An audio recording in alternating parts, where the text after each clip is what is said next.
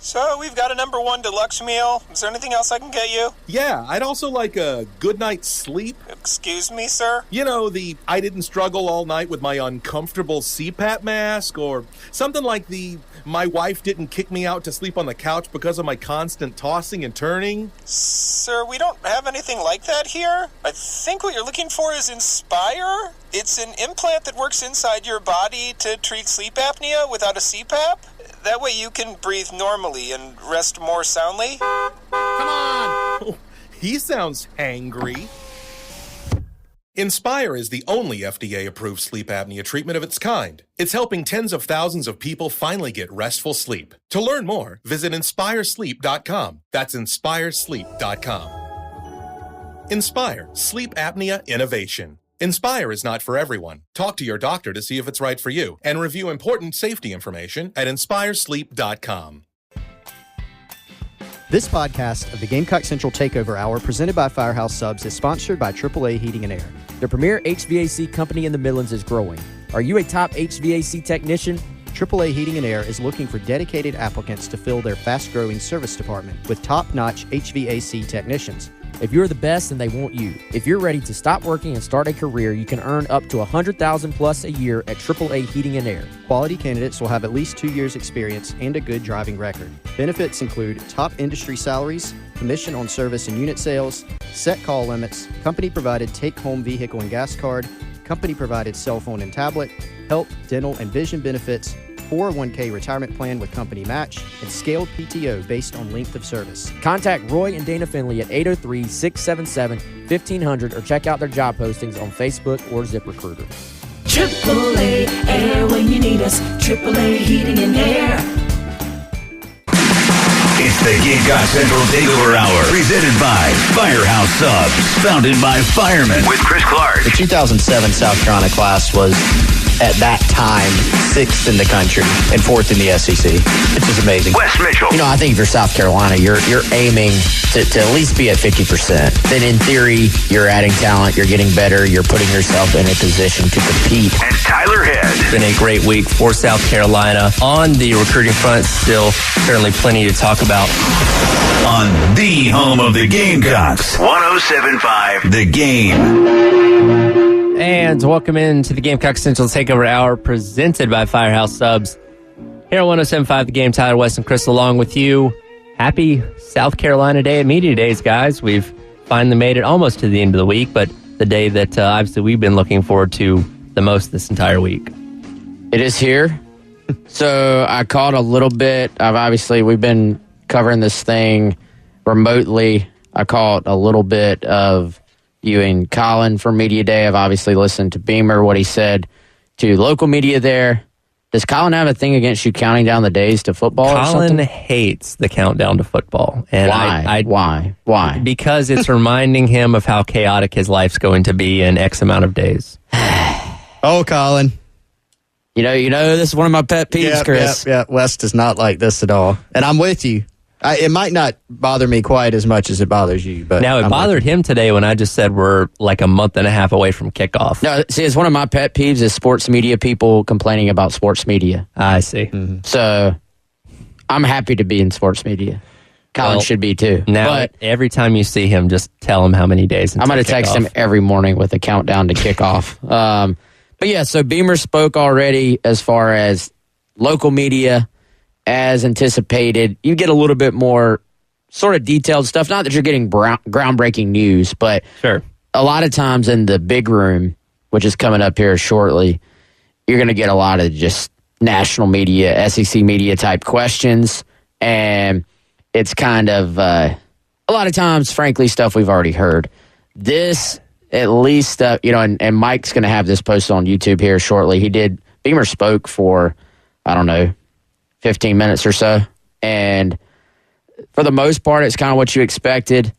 I was looking back. So in total, there were 5 guys that missed the entirety of the spring. Yep. And the latest on that group is basically that they're still going to take it slow with Strachan and Kaba. They may be a little bit limited at the beginning of camp, beginning of preseason practice. Everybody else, except for, of course, Jalen Nichols, who was out from the spring game and will miss a good portion, if not all, of the season.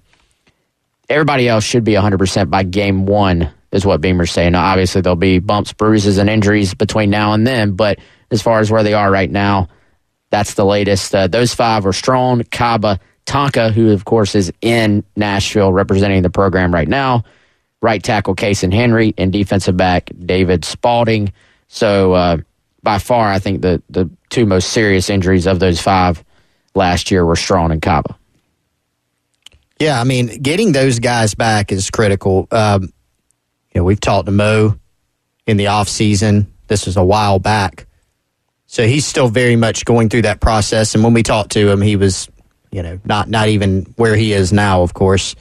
And you want to be careful, obviously, with the knee injuries. But it's easy to forget that this Gamecocks defense went through a great portion of the season without those 2 guys. And Strachan was a starter.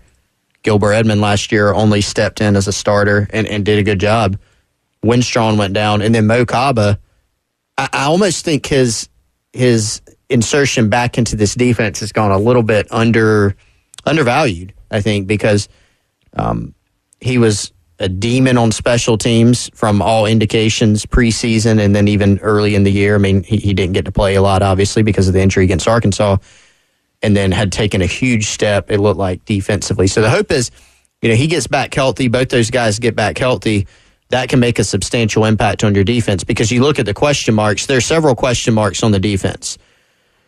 You could probably point to just about every position except maybe safety, where even Nicky Manwari and DQ Smith have to they can afford to take another step forward. They had good years, but they were freshmen. There's a lot of room to go up. But you lose 2 NFL corners. You lose an NFL defensive tackle. You lost 2 of your starters at edge from last season. You lose both starters at linebacker, and you're breaking in some guys that are talented but a little more lean on experience.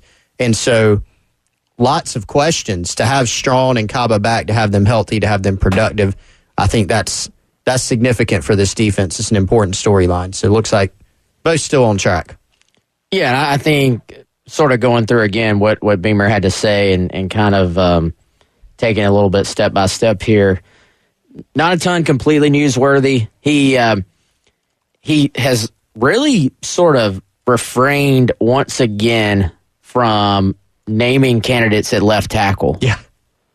And it was kind of the same answer as the Welcome Home Tour answer when, I actually asked him specifically about Ja'Kai Moore, but he kind of said we've got some guys who are all going to be in the mix there. We got some guys who have played center guard tackle. We've got some versatility, sort of expressed that they have, trained guys up for multiple spots.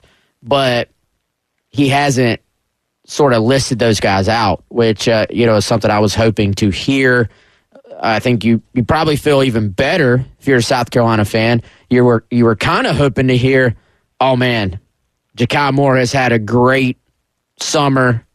He's going to be the guy at that position, or he's the front runner at that position and should be in a spot to step in and play. Instead, it was more generalized talking. And obviously, I think left tackle, every spot on the offensive line is important, obviously, but that generally is thought to be, maybe the most important, certainly one of the most difficult spots on the line to play. So, we've talked about the guys, we've listed the guys, but that still, for me, remains a pretty big question. And Beamer was asked about this earlier in reference to the offensive line as well as the running back position, particularly with running back, where we thought maybe they get somebody out of the transfer portal. Now that we're, again, just over a month and a half away from kicking things off, you got what you got at this point, and you're going to make it work however you can make it work. Yeah, there are no secret additions on the offensive line. There's no magic, snap your fingers, and you just have a left tackle. At this point, you are what you are at that position. And, even with what they lost, I've said this all offseason, even with what they lost, I thought they were actually in a pretty good spot on the offensive line entering the spring.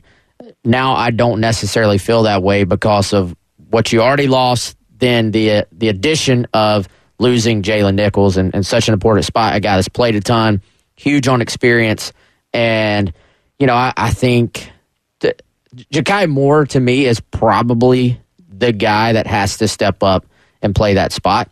Now, it was never really like listed as an injury or anything, but he missed some time in the spring as well. Then, was out of town for, I believe, a family matter at one point as well. So missed some time during the spring. And I've said this before, I've got just a sneaking suspicion that Marquis Anderson is going to potentially play a big role on this offensive line, potentially even at left tackle. Yeah, I love that idea. I mean, Shane Beamer has already said, and maybe he talks about this a little bit more throughout the day today, but he's already mentioned, hey, Marquis Anderson is playing. This guy was obviously a big-time recruit, a big recruiting win for South Carolina. And I remember we had Jalen Nichols in here on the Garnet Trust Hour one day, and I asked him about Marquis, and he kind of lit up. Jalen, he doesn't say a ton always, but he definitely had some words to say about Marquis Anderson just in terms of how he can move, how strong he is. He feels like Marquis is going to be really, really good. Has that added benefit of having gone through spring football. Wes, you were telling me, off air yesterday, we were going through the list of some guys that early enrolled in past years. It doesn't always mean you're going to become an early contributor, but if you already have the goods, if you already kind of have the talent, it can give you a leg up, certainly. So he's not a veteran by any means, but he's kind of gone through it. He's become acclimated. So it seems fair to say, I don't think it's a giant leap to say, he's going to factor in somehow. Now, how much, I think, is a question, and then at what position. It could even end up being more than one position. Another thing we've seen, South Carolina's had O-line injuries. You're typically going to have, as a college football program, you're going to have a guy miss a game or two, which is even more concerning, right? We're kind of going into this season saying, okay, who are your five? And then maybe who's your sixth man, your swing guy, your next best guy? Well, you're not even factoring in there could be more injuries at some point at a position that tends to take a lot of punishment. So Marquis Anderson, I think, is going to be an important player this year. Yeah, there will be injuries. Yeah. You just are, if you're a Carolina fan, if you're a coach, you're a player, you're just praying it's not of the major variety. You're going to have bumps, bruises at that position, no doubt. You're going to have guys, hey, he's out. He rolled an ankle. He twisted a knee. You're going to have that happen. So you just got to avoid the big one and then hope you can bring some of these other guys along. I wrote yesterday in something I was kind of just giving some thoughts on the board there, on the site there. I think my prediction is that by the end of the year, and maybe actually well before that, I think Marquis and I think Case and Henry are two guys that are going to push for a spot, not only in the rotation, but a spot in the starting lineup well before anybody is maybe assuming or thinking that they might. So that's something to keep an eye on there as well. Kind of going through here again, guys, trying to give you a little bit of sort of headlines from what Beamer had to say. He did admit how weird it is to not play Georgia in 2024. Thought that was at least somewhat interesting, but I think we all feel that way. It's just going to be weird to see those two teams not play. Was asked about LaNorris Sellers. He was non-committal on if they're going to find a way to get him on the field this year. Certainly talked up LaNorris and what he's done, but then sort of turned the attention back to South Carolina's quarterback room in general. And also, as we've seen him do during the offseason, he was very complimentary of Nick Harbor while simultaneously trying to make people, something we've talked about, make people sort of realize, hey, he's not going to necessarily, the expectations need to be fair here. Don't expect him to come in, I'm paraphrasing here, catch 80 passes as a freshman and just take over. There's going to be a learning curve for a guy who a lot of his time so far has been split between track and then obviously football, but even among the football side, he's been playing tight end, defensive end, maybe some linebacker. Hasn't really played true wide receiver for much of his high school career. Absolutely. We'll get you covered all morning long from out at SEC Media Days, including coming up next. Heath Klein was able to catch up with Tonka Hemingway for a few minutes. We'll hear from him and talk about that, leading you up to Shane Beamer taking the podium shortly after 11 o'clock. All right, here on the Gamecock Central Takeover Hour, presented by Firehouse Subs on 107.5 The Game. It's the Gamecock Central Takeover Hour. 107.5, The Game. Guys, we got a sub of the day every single day, but I'm going to spend this time to tell everybody just to come hang out with us tomorrow on Friday, because we are going to be live from the Casey Firehouse Subs. I know they were just out there within the last 24 hours testing things out, making sure that we're going to be able to get you a loud, clear signal from out there, and we are good to go. We will be there from 9 a.m. to noon, hanging out, eating some sandwiches, talking some ball. We'll have plenty more to talk about from today's SEC Media Days while we're there. But come out, hang out with us, and try this new addition to the meatball sub. This is, I called it Wes's Way. They didn't, marketing team did not go with that. But, Chris, you've tried, I believe we're calling it the pizza sub. Meatball, add pepperoni. Also, they added, I believe, some garlic butter to the bread. Yes. I'm looking forward to extra cheese. Extra cheese. Mm-hmm. Looking forward to trying this for the first time while also getting my power ranking number one, the pastrami, the New York steamer. So, Chris, we're going to be out there again, man. I'm looking forward to not only having a buffet of Firehouse Subs, but also seeing some Gamecock fans at the KC Firehouse Subs. It's going to be a great time. 542 Knox Abbott Drive. They do have a drive-through at that Firehouse Subs, but I tell you what, if you can't make time to come see us, you can still drive through. Come hang out with us, eat some subs, talk some Gamecocks, listen to us chat. Absolutely. Gamecock Larry also told me that he's going to try and come by tomorrow. Had his first Firehouse Sub. For a limited time, Sweet Deals is offering qualified listeners an exciting vacation. Spend 4 days and 3 nights at a luxury hotel in fun and fabulous Las Vegas, Nevada for only $99. Save more than $600. As part of the package, you'll receive $100 in free slot play, $100 dining advantage card, and each guest will be booked in a suite. You'll be vacationing in luxury that's only available in Vegas. Attendance is required at a presentation for Vacation Club ownership, but who cares? There's no purchase necessary, so it's a win-win. Plus, we offer a 30-day money-back guarantee. Do not miss this exclusive luxury vacation offer from SweetDeals.com. That's 3 nights in a luxury Las Vegas hotel for only $99. Go to SweetDeals.com right now and snag this once-in-a-lifetime offer. That's SweetDeals.com.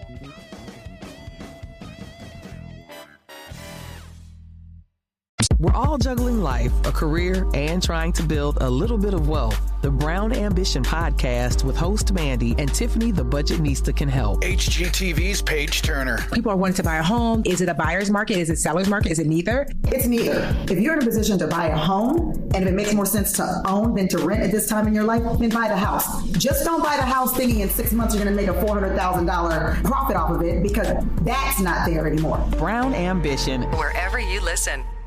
The last vote, so I guess it's going to have a second one. Coming back for seconds, that shows how good it is. All right, we'll let you hear from Tonka Hemingway coming up next. Gamecock Central Takeover Hour on 107.5 The Game. It's the Gamecock Central Takeover Hour. Presented by Firehouse Subs. Founded by firemen with Chris Clark, Wes Mitchell, and Tyler Head on your home of the Gamecocks. 107.5 The Game. And welcome back into the Gamecock Central Takeover Hour presented by Firehouse Subs. Tyler, Wes, and Chris here on 107.5 The Game, getting you ready for Shane Beamer taking the podium in just about 15 minutes. And I know I had mentioned before the break we're going to hear from Tonka Hemingway in this segment. Unfortunately, for the sake of time, that's a little bit too long of a cut, so we'll save that for a little bit later on in the day. But we can talk about Tonka Hemingway certainly over these next couple of minutes. And when you talk about leaders on that defense and guys that are going to play an important role, especially when it comes to hopefully stopping the run better than they did a year ago. Tonka Hemingway is at the top of the list of those guys. He is a critically important player to this team. I went on record recently. I think even last season with Zach Pickens on the roster, nothing against Zach, big Zach Pickens fan here. Great, really good career at South Carolina. Mid-round NFL draft pick. I think he'll have a really good NFL career, hopefully a long, lengthy, healthy NFL career. I think Tonka was the most disruptive, impactful defensive lineman on this team last year, and he can do so much for you. You know, all the questions at edge, if you need Tonka to go play some edge for you, if it's situationally or otherwise, he can do that for you. if you play him inside. He showed he's very disruptive. Like, if you go back and look at the big wins that South Carolina had last season, you can pick out Kentucky, or A&M, Clemson, Tennessee. Go back and look. Tonka Hemingway made a lot of plays. He was right in the mix, splitting double teams, pressuring the quarterback. Yeah, he doesn't have 12 sacks in the season as a defensive tackle. He doesn't have 8 sacks in the season. I think he had 4 last year.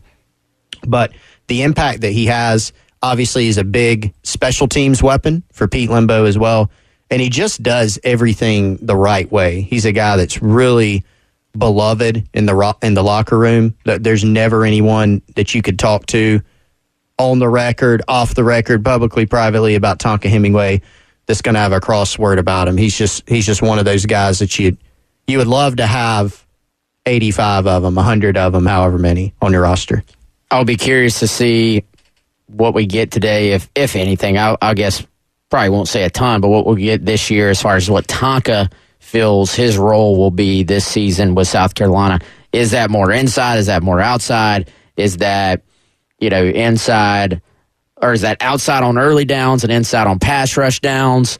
What is the plan? Are we going to see more 4-man fronts? Are we going to see more 3-man fronts? We saw a lot of 3-man fronts, or sort of a little bit different structure up front for South Carolina defensively throughout the spring than we've seen for really most of the 2 seasons that Clayton White has been at South Carolina. So I think that'll be interesting. Obviously, I'm sure we'll hear how Tonka is doing, if he feels 100%, if he feels like he's still sort of on the end of his recovery, or if he's already kind of past it. So will be at least some newsworthy type stuff from Tonka today. And obviously the other guy being Kai Kroger, that we're hopefully going to hear from a little bit later on as well. And it obviously makes sense why they bring Kai, because of how the important special teams are to not only Coach Beamer, but Coach Lembo, obviously, as well. And I don't know if you guys heard this, but Joe Tessitore on the SEC Nation Network now, whatever you want to call it, where they were talking in between speakers the other day. But before Kirby Smart took to the podium, he was talking about Georgia's schedule, and he thought South Carolina had one of the better shots out of any team to maybe pull an upset because of how good they are on special teams. Yeah, I mean, that's his point was basically that, hey, if you're going to beat a team like Georgia, you need an X factor, and in his opinion, South Carolina special teams are that X factor. I would also add a guy like Spencer Rattler and his ability to just go off like we saw against Tennessee is the other X factor that at least makes South Carolina dangerous. Like nobody's going to sit there as far as percentages wise, as far as Vegas odds. Nobody's going to say South Carolina should beat Georgia, but is there an opportunity? We talked going into last year, is there an opportunity for the Spencer Rattler go-off game? It came a little bit later than we thought. It ended up happening. But if you could have a combination where Rattler has one of his best days and South Carolina special teams are able to sort of give you some game-changing plays. We saw them make game-changing plays all season last year. Even, let's be honest, the Georgia State game would have been far more uncomfortable than any South Carolina fan wants to admit, if not for some huge plays on special teams. Block punts, but then you forget there's a fake field goal at the beginning of that game, successfully for South Carolina, that sets up a Marshawn Lloyd touchdown a play or two later. So special teams were definitely a difference maker for South Carolina, and it's not just Kai Kroger, it's the entire bunch. But I like that Kai is there representing South Carolina, because he has become much more than a punter on this roster, and just a great representative of South Carolina program in general. And these quote specialists, they're out there with everybody else during the morning workouts. Mm-hmm. They're out there doing whatever Luke Day has them doing on a given day, slinging sledgehammers, flipping tires, running with weights on their back. They're out there putting in the work just like anybody else. So kind of cool, a program that seeks balance, that they have an offense, a defense, and a special teams player. Absolutely. And Coach Beamer is coming up next to the podium, and we'll hit that when we come back. You're listening to the Gamecock Central Takeover Hour, presented by Firehouse Subs on 107.5 The Game. It's the Gamecock Central Takeover Hour. 107.5 The Game. All right. You may not think about switching. You may not think about saving. You probably should think about saving pretty often, but maybe you don't think about switching. Maybe you don't sit around thinking about insurance all the time. But I'd encourage you, take a look at it. Take a look at your policy. See what your coverage is, how good it is. Do you have name brand insurance? What does it cover? And then is there a possibility that you could save? We may be able to do that by switching and saving. And I have just the person to recommend to you. It's my friend Amy Mason Cup, Amy Mason Cup State Farm. A lot of options for you on the insurance front. You can look at bundling your home, auto, life insurance, all sorts of options. You can bundle and save. They have some really cool tools like the Drive Safe and Save app, which is an interactive map with driving tips that can help you save even more money on your car insurance bill. Give Amy Mason Cup a call, 803-772-5554. When my family is looking to switch and save on our insurance, we called Amy. Her team took care of the rest. They can give you a personalized quote, whether you just want to look at switching and saving on one insurance product or the whole bundle. South Carolina native, local agent. Her website's amymasoncup.com, 612 St. Andrews Road, Suite 4 in Columbia, just off the St. Andrews I-26 exit, is her office. amymasoncup.com, 803-772-5554. Like a good neighbor, State Farm is there. Beamer taking to the podium media days coming up next. 107.5 The Game. Moms are amazing at tracking down hard-to-find items. Library books, socks, you name it. But sometimes help is welcomed. Care.com makes it easy to find babysitters near you. Sitters with the experience and skills your family needs, like after-school pickup and homework help. You just post a job for qualified sitters to apply. And since all Care.com caregivers are background checked, you can feel confident about interviewing and hiring. To get the child care help you need, sign up now at Care.com.